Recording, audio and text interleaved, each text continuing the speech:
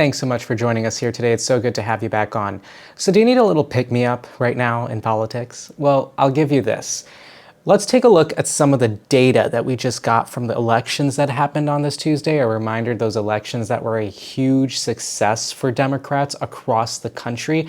I want you to take a look at some of the data and this pattern that I want to point out to you, okay? So let's first talk about Virginia. Of course, in Virginia, Abigail Spanberger won out there, and she won pretty big in a margin that has historically never been seen by a governor candidate in Virginia previously.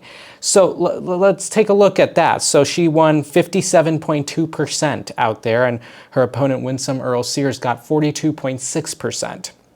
Let's switch over to New Jersey, where Governor-elect Mikey Sherrill, she got 56.5% of the vote, and her opponent Jack Ciattarelli got 42.9%. Remember those numbers, because we should also note that New Jersey was expected to be the closest state out of all of these, yet somehow it beat expectations. Technically, it was closer than Virginia by like half a point, but it was a blowout, a 15-point victory. Then take a look at California, where Proposition 50 passed with 64%. To no, which was roughly 36% if you round up. So you saw all those numbers. Now take a look at this figure. This is NBC News' exit polling on the Trump approval rating. Take a look at this. This is interesting. In Virginia, Donald Trump's approval rating was 39% to a disapproval rate of 58%. New Jersey, it was 42.55. In California, it was 36.64. Do you notice something in those numbers? Those numbers, the Republican candidate got roughly what was about Trump's approval rating in these states. In a state like New Jersey, it was almost spot on, 42% for Ciattarelli, 42% approval rating. In Virginia, 42% for Winsome Sears, 39% approval rating. In California, right on the dot, 36% disapproval, 36% approval, and 36% to not pass Prop 50. And on the other hand, those same disapproval figures are exactly what Democrats were getting in these elections.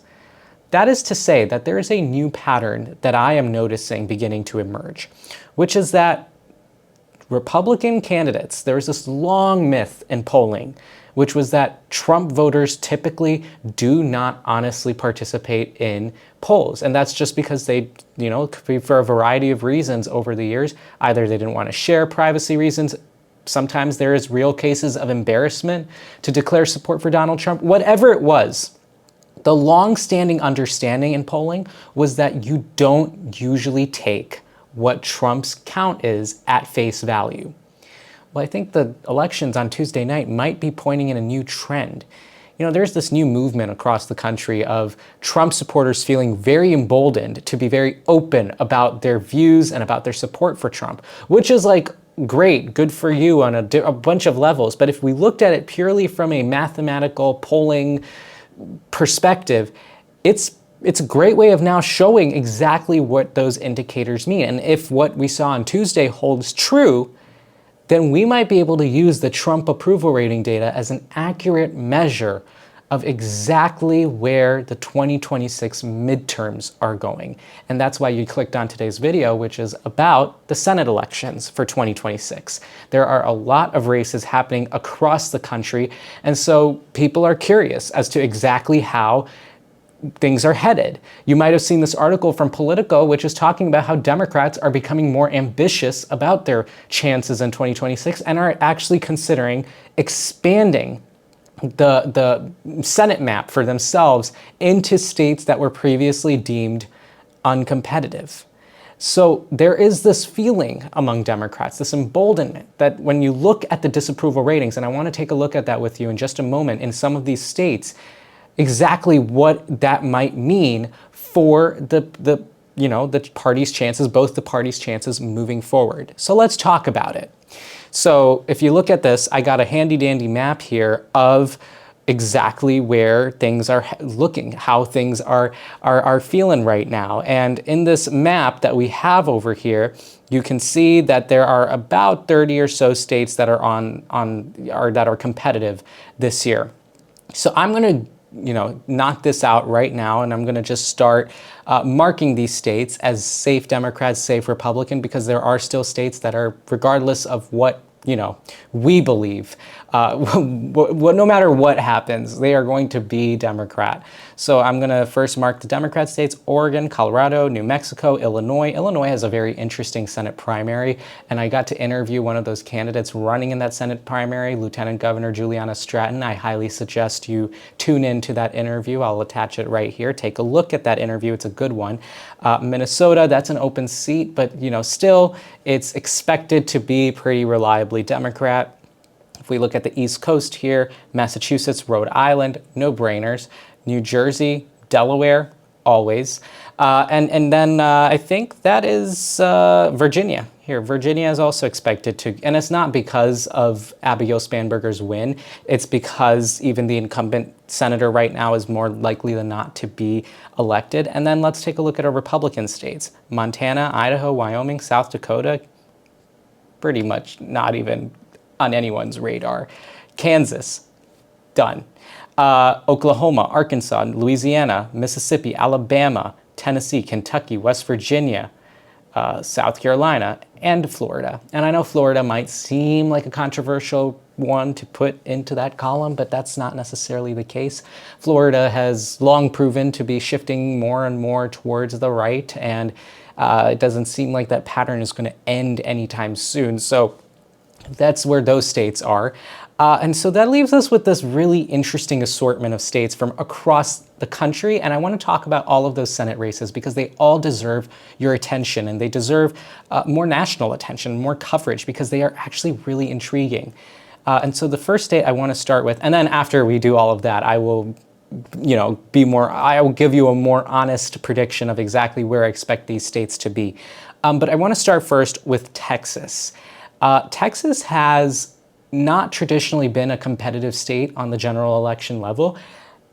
I don't expect it to be very different in 2026. However, Texas has this interesting dynamic right now that I think we should all be paying attention to, and the Republican and Democratic sides.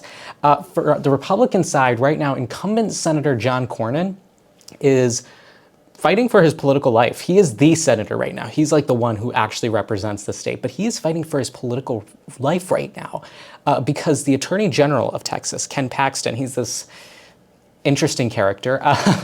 He is running against John Cornyn, and Congressman Wesley Hunt is another person who recently just announced that he is running for this seat.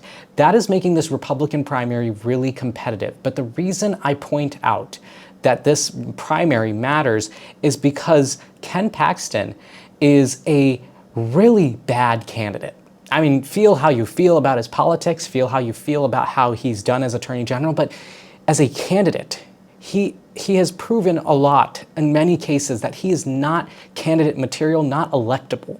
He has been impeached by the Republican House of Representatives of Texas. He has had a marital scandal that I won't go into, but he does seem to be the MAGA favorite candidate. And I mean, it's not that crazy because MAGA has traditionally not nominated the best candidates. That's been the long-standing pattern over the last 10 years of this movement. They do not pick good candidates for these statewide races. But Ken Paxton is running against John Cornyn because John Cornyn is apparently not MAGA enough. And that is, and it's been further complicated by Wesley Hunt entering into this. Wesley Hunt and John Cornyn seem to be competing for the same constituency. And in that sense, it seems like because of that, Texas might actually end up becoming more competitive than usual because Ken Paxton might actually be able to draw out a victory in this primary.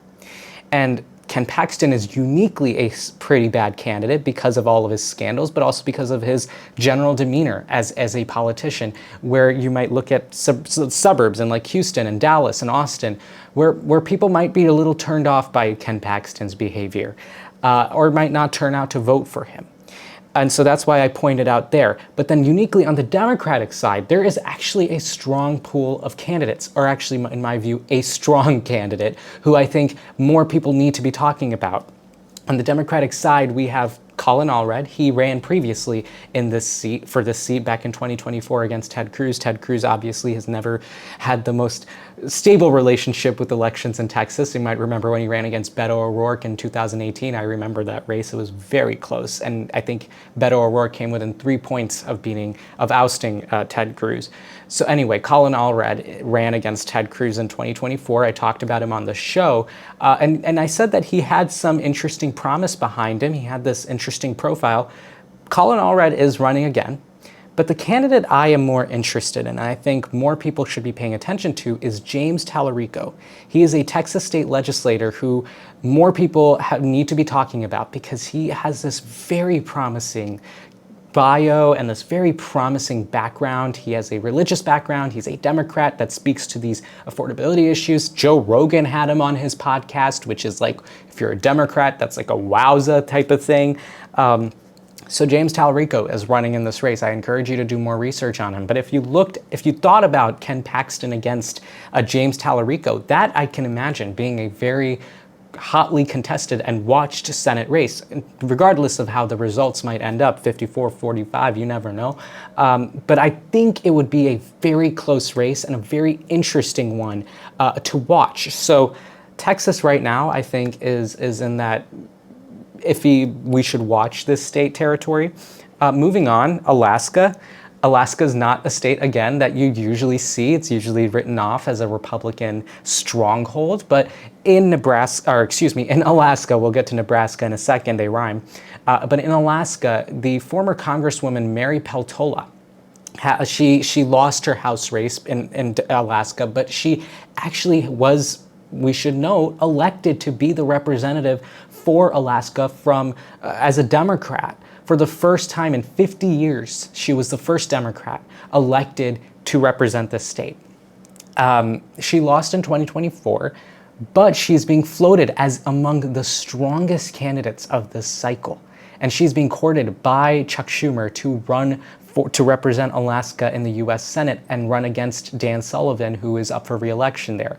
Mary Peltola is actively considering whether she should run for governor or this Senate race. Peltola is the only Democrat that comes to mind who has actually been tested and has won on a statewide level in this race. So it would be a no-brainer for her not to run in one of these two races, but the U.S. Senate race offers to be promising because she has that Washington experience. I mean, for crying out loud, Peltola beat Sarah Palin in Alaska, and you know Sarah Palin is Alaskan, so it's pretty monumental that she won here. But yeah, that's another state that I'm watching.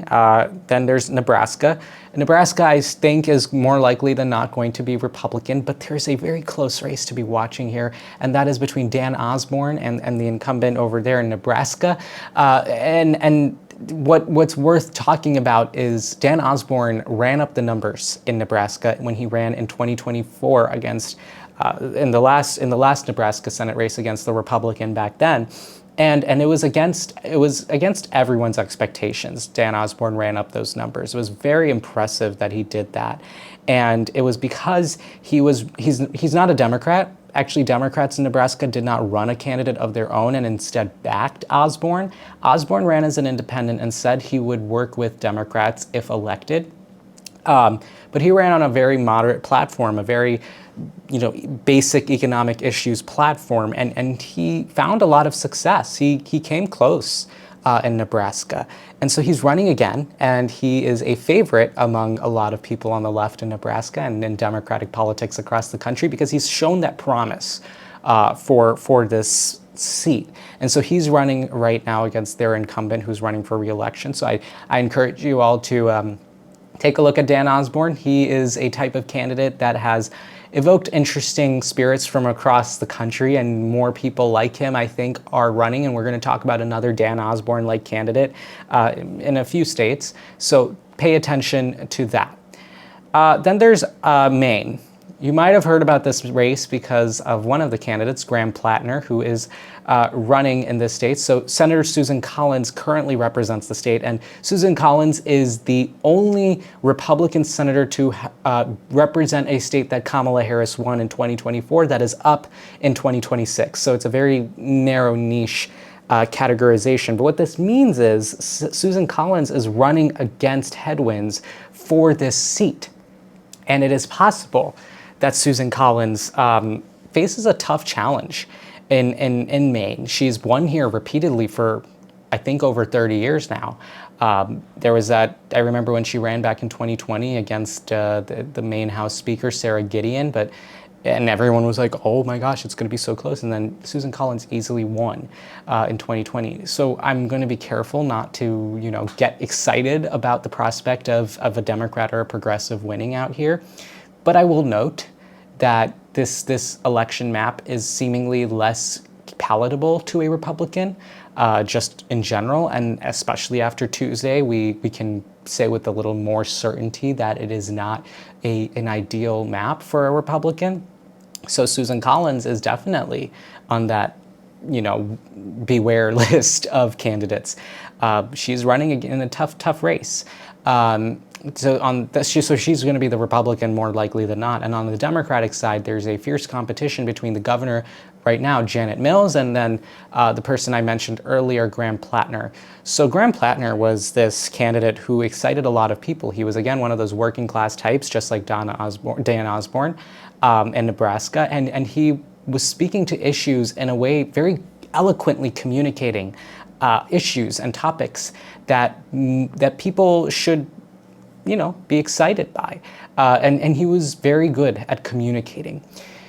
Scandals have come out recently about Graham Plattner, a few scandals. I won't get into that here right now, but safe to say some comments he's made on online forums, a tattoo. I mean, you can go do your research on your own.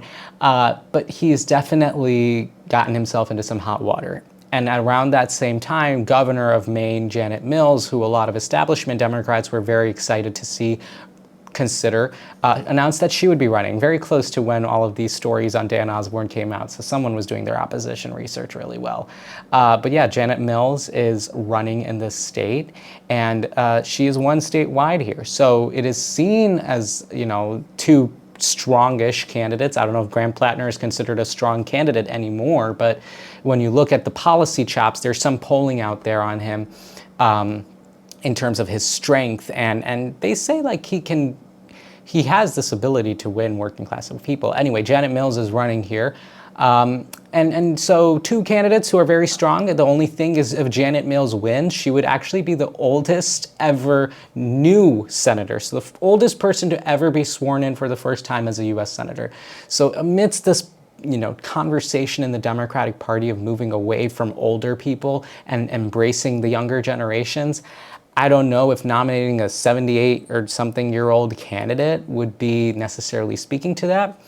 But it is definitely a very interesting race to watch. Over here, Senator Jeanne Shaheen, if I'm not wrong, in New Hampshire, announced that she's not running for re-election. So there's conversations, or maybe she is, I can't remember. But I do know that New Hampshire is expected to be a race to consider. I remember however many years ago, or maybe Jeanne Shaheen is not up in this state. I can't remember who exactly is up. Yikes. But I do remember that Hillary Clinton won this state by 3,000 votes in 2016, but the gap has since widened. So New Hampshire is another race to consider. Okay, now we're down to the fun 5 states. Or actually, no. Iowa's not that fun of a state. So Joni Ernst, the incumbent U.S. senator, I covered her on the show, if you remember, back in summer, when somebody in one of her own constituents said that people are going to starve or people are going to die because of the big ugly bill that got passed. Ernst very arrogantly commented that we're all going to die anyway, so might as well kill off a few people to start with. Anyway, she's not running for re-election in 2026, and so there's a pretty nice opportunity, I'd say, for Democrats in the state. Iowa's not traditionally been, in the past 10 years, a state that Democrats have looked at. I mean, the margins by which they have won or lost rather, have widened even more. Republicans have been winning in this state by far. And so their shift to the right has been pretty prominent. Although in 2018, Democrats did have some success in this state. And so under similar conditions, one might wonder if there is a pickup opportunity in Iowa.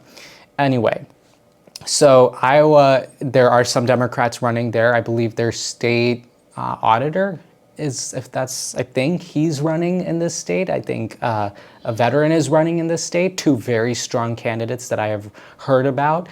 Very interesting people running. I don't know much about the Republican side yet. We'll, I'm sure, hear more about Republicans running here.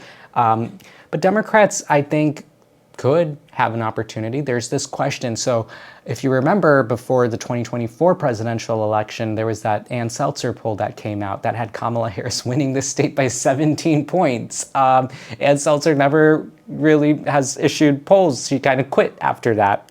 It's a pretty embarrassing misstep. But there was a question that came up the other day that got me thinking, which was that what if that Iowa poll was just a little bit early?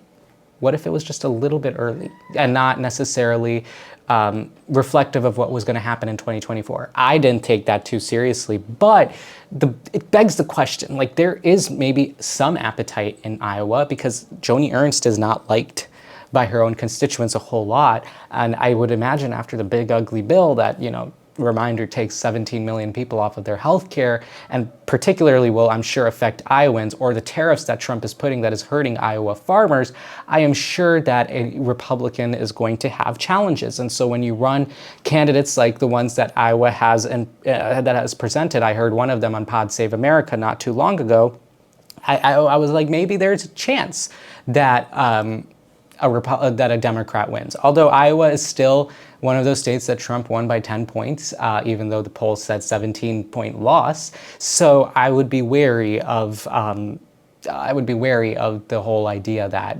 Trump, or that Republicans are written off completely because of Trump. Okay, now we're down to the final four.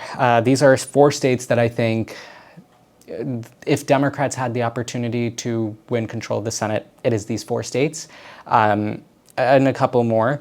I don't think these states are going to decide Senate control necessarily because 2 of them are already Democratic holds, but pickups, the most likely pickups, I would imagine, are going to happen here. So Michigan first. Michigan has an open seat because Senator Gary Peters announced that he's not running for re-election. There's a pretty vibrant Democratic primary happening in this state. The establishment favorite is Representative Haley Stevens, although she has not been doing a great job at running for Senate. Then there's State Senator Mallory McMurrow. You might know Mallory McMurrow. She was the famous state senator who delivered a speech that went viral a few years ago. I had the opportunity to meet her this summer, and she's a pretty cool lady, I have to say. Very cool. Hopefully we get her on the show sometime for an interview. But she's running for this Senate seat. And then Detroit's public health administrator, I think former, something like that. He's running, he ran against Gretchen Whitmer in 2018 when in the primary and came in 2nd place. So it's a pretty vibrant Democratic primary. Haley Stevens, the front runner, is not doing so hot right now. So room for people like Mallory McMurrow to run and win in this area. So there's that. The Republican side has pretty much been locked down. I think they're running the same person as last year, or not last year, in 2024, who ran against Alyssa Slotkin, the current Michigan Democratic senator, the incumbent one. I think they're running the same person. Alyssa Slotkin won by a pretty good margin, especially given the fact that Trump won the same states. So this is one of those Trump Democrats kind of states that is very interesting to watch. But yeah, that's what's going on over there. In Ohio, this is for J.D. Vance's old Senate seat. If I'm not wrong, it is up for a special election this year. And so I think current lieutenant governor is not running, or maybe he is running for this seat, something, I don't know. But what matters more is that Sherrod Brown is running here. Sherrod Brown was the senator who lost to Bernie Moreno. Bernie Moreno ran in 2024 against Sherrod Brown. Bernie Moreno beat Sherrod Brown. Sherrod Brown had long represented Ohio in the U.S. Senate. Very pro-union senator, very populist Democrat type, but more conservative, more moderate on many issues. Anyway, Sherrod Brown lost, and so there was a lot of questions about where, I apologize for the stupid sound outside. Anyway, so Sherrod Brown was considering whether or not, just like Mary Peltola in Alaska, whether or not to run for governor or Senate, because the governorship is also open, but Vivek Ramaswamy is running for a governor in Ohio, and people know my thoughts on Vivek Ramaswamy. If you've listened to previous episodes, you'll know. Anyway, we're not talking about the governor's race. We're talking about the Senate race, and in the Senate race, Sherrod Brown seems to be doing a little, has the potential to win here, especially under the right circumstances, because Sherrod Brown won his U.S. Senate seat that he lost in 2024 back in 2018 when there was that blue wave year in a state that Trump won by 10 points 2 years prior. So Sherrod Brown has the skill to win. And so what would matter is A, who his competition is, and B, if he's able to run a similar campaign or a campaign that is able to excite the Democratic base. I would imagine, maybe, possibly, it's possible that he wins. And if that's the case, then yay. Then there's Georgia. Georgia used to be the top race that everyone was watching. That was until North Carolina. But in Georgia, Senator Jon Ossoff is running for re-election. Jon Ossoff is one of those young guys in the Senate who wowed everyone back in 2021, when it was January 2021, when he won his Senate seat and it beat an incumbent U.S. senator, ousted an incumbent U.S. senator. Granted, it was 2020, so it was a time when Democrats were doing pretty well against Donald Trump back then when he was president the first time. But yeah, so Georgia is another race that I don't think is going to be very competitive because Republicans are not running their best. I think it's a pretty MAGA primary right now, so it's just who can out-MAGA each other on the Republican side. So Jon Ossoff, I think, is sleeping a little bit better. And if you look at Tuesday's elections in Georgia, interestingly, Georgia Democrats, for the first time, won statewide positions for the first time, state positions, not the federal seats, because the two federal seats are Georgia as 2 Senate seats, so that doesn't count. But the first time statewide for a state office that Democrats have won, I think in 20 years in Georgia.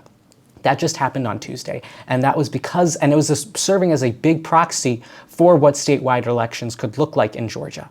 So I would say that Jon Ossoff can feel pretty comfortable, and it's a MAGA primary. I mean, thank goodness for Republicans that at least Marjorie Taylor Greene wasn't running in Georgia. I mean, Marjorie Taylor Greene has had a bit of a shift recently, but no matter what, it's a great day when your opponents are all trying to be the most unpopular to a general election electorate, and you're an incumbent. So I think Jon Ossoff is pretty comfortable in Georgia. And I mean, I'm getting ahead of myself. We'll do red and blue in just a second. And then North Carolina. Save the best for last. This is the race that I'm the most excited about, and there are talks that this is about to become the most expensive Senate race in U.S. history. Former Governor Roy Cooper is running in this open seat because incumbent Senator Thom Tillis announced he's not running for re-election after he voted against the big ugly bill. He was bullied basically out of running. And former RNC chairman Michael Whatley is running in this seat, or running for this seat against Roy Cooper. Roy Cooper has won in this state numerous times. He has won statewide attorney general and governor twice on the same ballot that Trump has won a few times. And so it's not the craziest concept that Roy Cooper is a strong candidate. He very much is. And I think Roy Cooper is probably the best recruit for the 2026 midterms because this guy knows how to win in North Carolina. And North Carolina is going to be incredibly close, if not the closest state of next year. And if Democrats want to win the Senate control it goes through North Carolina. North Carolina will deliver that Senate majority. So let's talk about predictions. So right off the bat, I think I would still write off Nebraska. I think it's still going to go red. I think even if Diana Osborne runs a really good race, and mind you, this is still as of November 8th or something, 2025, so things can obviously change over the next year, but I still think Nebraska is going to go red.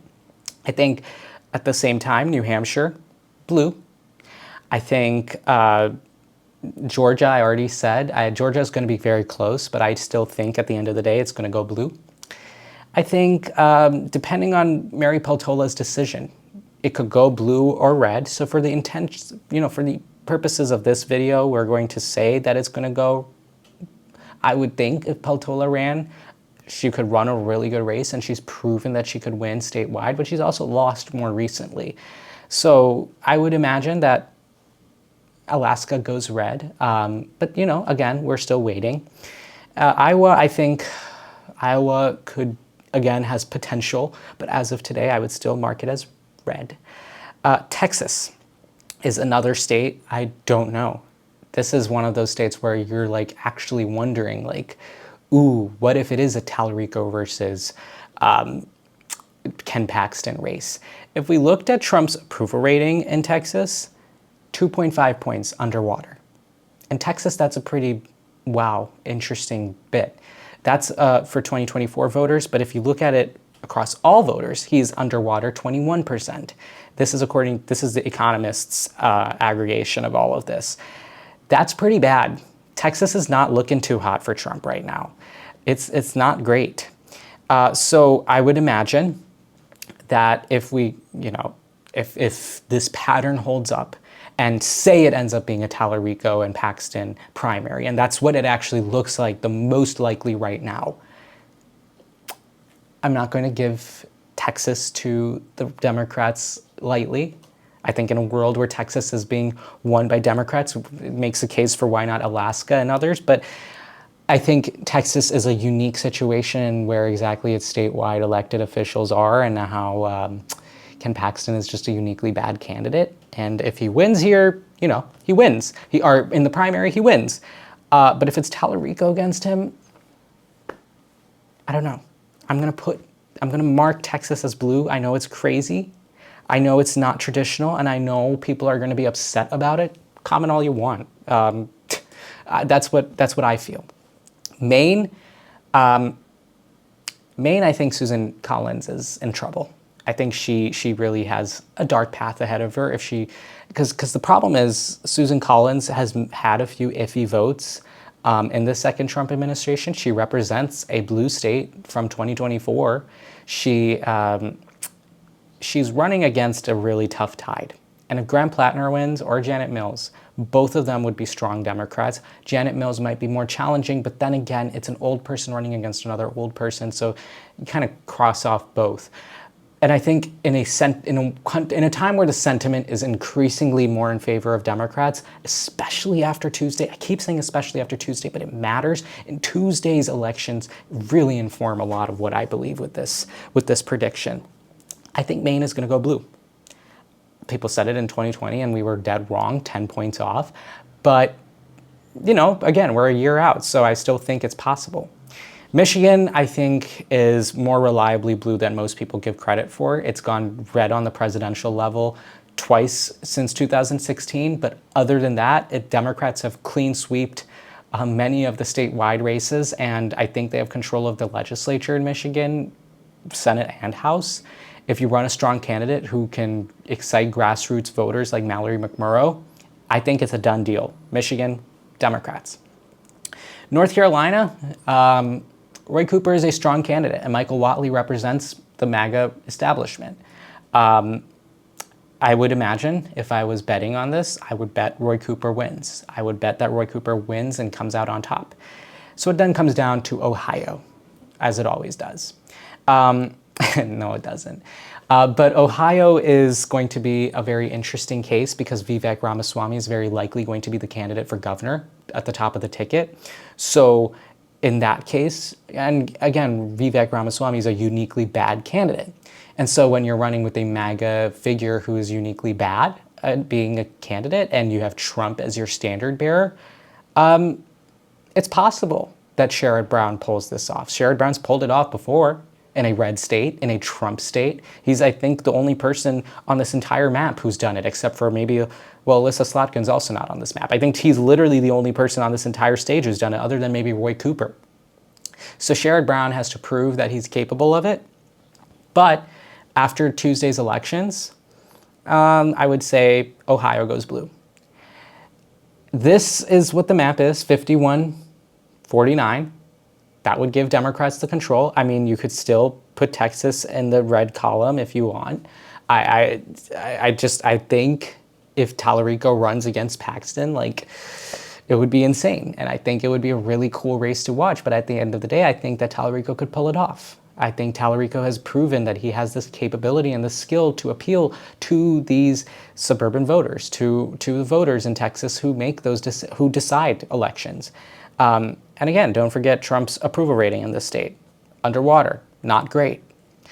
But even in that case, if we kept Texas red, it would be 50-50. So Democrats need to win one of these red states at least in order to claim the Senate control. I think the most likely would either be Alaska or Texas, but I would imagine Alaska still goes red.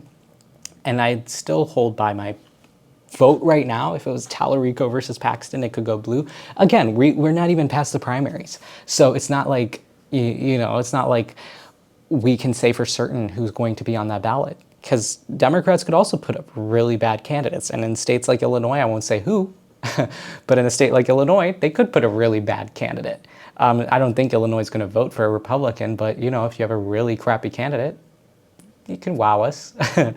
But yeah, like that's what the map is right now. Comment what you think. I know Texas is going to upset a lot of people, and a lot of you are going to comment. That doesn't stop you guys anytime from other videos or anywhere else from commenting. So go ahead and comment loudly. But that is what I have for today for the Senate prediction. If you liked my commentary, then why don't you go ahead and subscribe to my Substack. I am still working on the story of my analysis of the 2026 midterms, or excuse me, of the 2025 elections. You can also follow the show on Instagram at the Ishaan S Show. You can follow me on Instagram and TikTok at Real Ishaan Shrivastava. And you can find me on Blue Sky at ishanshrivastava.bluesky.social. All right, that's what we have for you today. Tomorrow, I am going to be moderating right from here, on this channel, a special candidate forum in Illinois with 14 candidates from across the state. It's going to be a really cool event, and I encourage all of you to tune in. So I hope to see you there, but if I don't see you there, then I'll see you in the next one. Thanks for joining us.